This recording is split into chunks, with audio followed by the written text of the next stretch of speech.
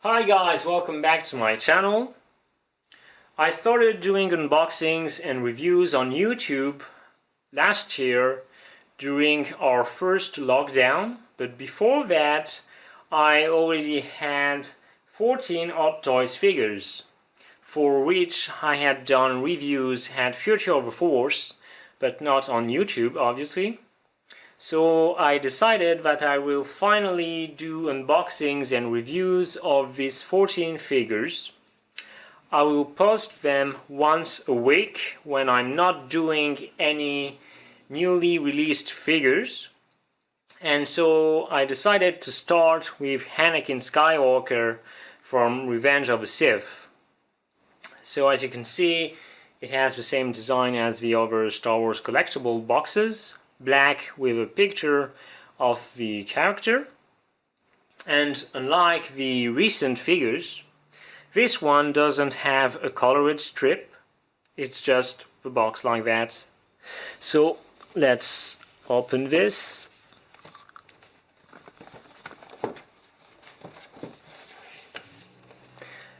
As usual, you'll also have another picture of the figure, and under that the figure itself with the accessories. So first let's take a closer look at the accessories. First we have the display base with the nameplates and the Star Wars logo on it. The base is simple, it's just black with a piece of plastic on which they printed something. I'm not a fan of these. I prefer when they actually sculpt something on the base rather than do that, because when you put it into place, as you can see, the piece of plastic kind of moves. It's not really cool. So yeah, I'm not a fan of this type of display bases, but yeah.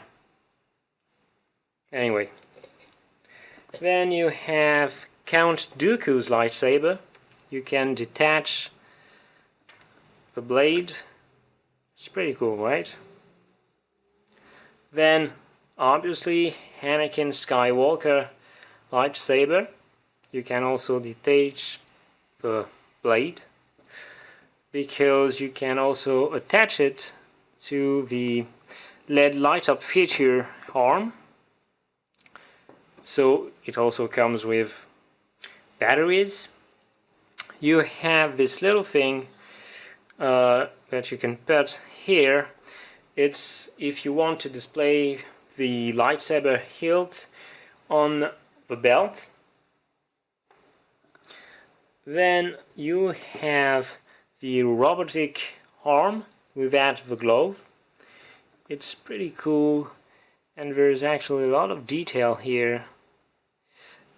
And also you can actually move all the fingers like that, fully articulated. You also have the cape. It's dark brown like it should be, like it is in the movie, and you also have wires on the hood, in the hood, so it's actually easier to display. And then you also have different hands.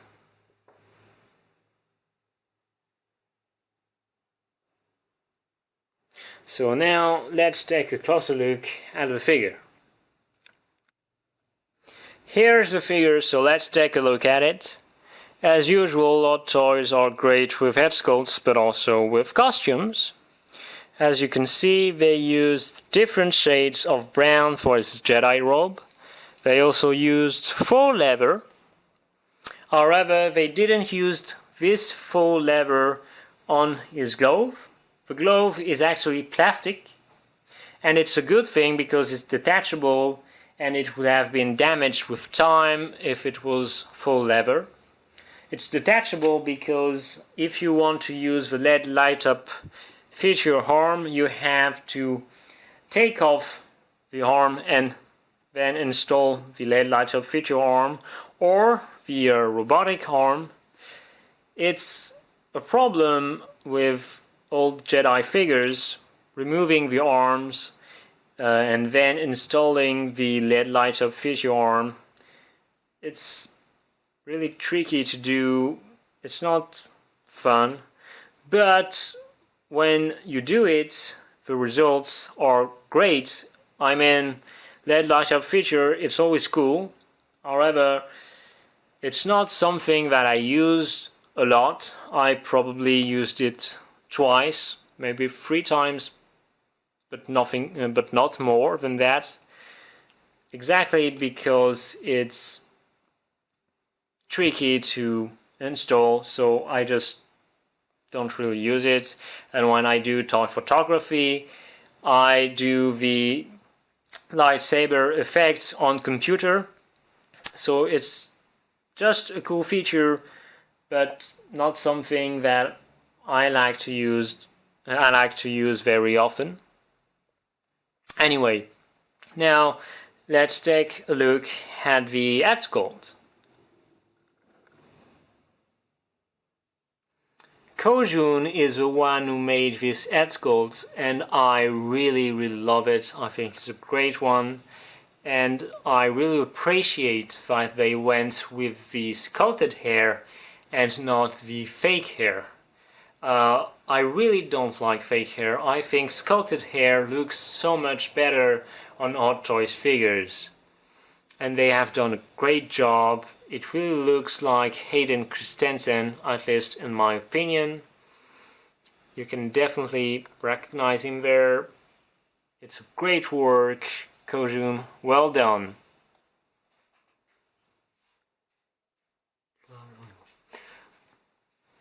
This figure has a great articulation range, as you can see. Like this. The sleeve also has wires inside it, which is pretty cool if you want to pose it like that or like that. You can do it. The legs. So it's pretty great. Now let's try on his Jedi Robe. It also looks great with the robe. As you can see, it's a little bit shorter than the figure itself, which is accurate for Anakin Skywalker. And like I said, there are also wires in the hood, so you can pose it the way you want. Let's try it, by the way. You put the hood like this, and you get pretty much the same result as it is in the movie. That's why wires are so useful on capes and cloaks, because you can get more accurate poses. It looks pretty great, right? Well, now let's talk about the LED light up feature arm.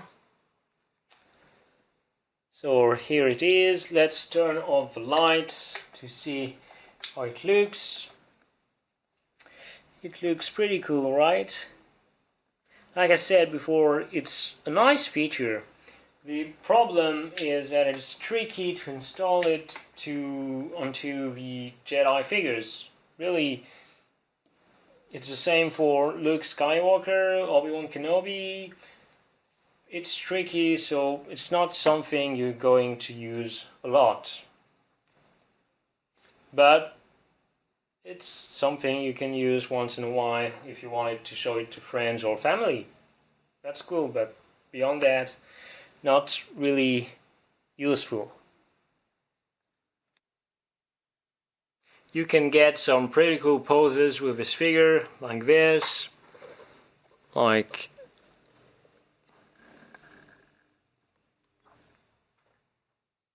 this. Let's try some poses without the Jedi Robe. Here's another pose.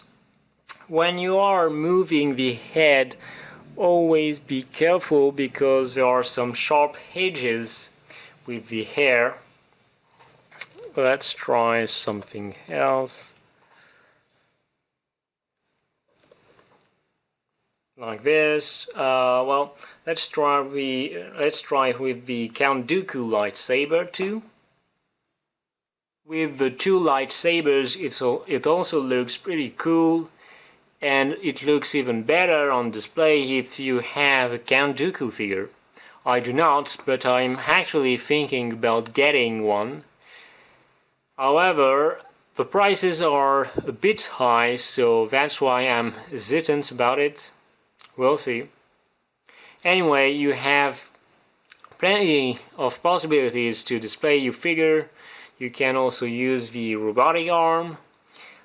It's the same process as for the LED light-up visual arm. It's tricky to install, but if you want to display it that way, it's great. I mean, I really love the robotic arm. It has fully articulated fingers, beautiful details. It's a great accessory too. This is a fantastic figure. Kajun has done a great job with the Headsculpt. It really looks like Hayden Christensen. The costume is beautiful too, and it comes with some real nice accessories. Like I said before, Anakin Skywalker is one of my favorite characters, so I'm really glad that I got this figure. And I do hope that Hot Toys will consider reissuing this figure, because there's still a lot of demand for it. The first release has been a tremendous success, and I'm pretty sure that if they do a reissue, it will be successful too. Speaking of that, I do think it's about time that Hot Toys release a Padme figure. We have Anakin, we have Obi-Wan, but where's Padme? Without her, the prequel trilogy trio is incomplete. And they did a prototype of Padme. They actually displayed it at the San Diego Comic-Con in 2019 before the pandemic. So they have a prototype. It would be about time that they release it. I know there is demand for this character, so it would be great to have her. Next year is actually the 20th anniversary of Attack of the Clones, so I think it would be a perfect opportunity to release a Padme figure. So fingers crossed, and let's hope for the best. Thanks again for watching. If you want to read our full review at Future of Force, you can get the link in the description down below.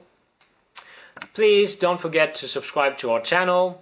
Thanks again, and see you soon. Bye!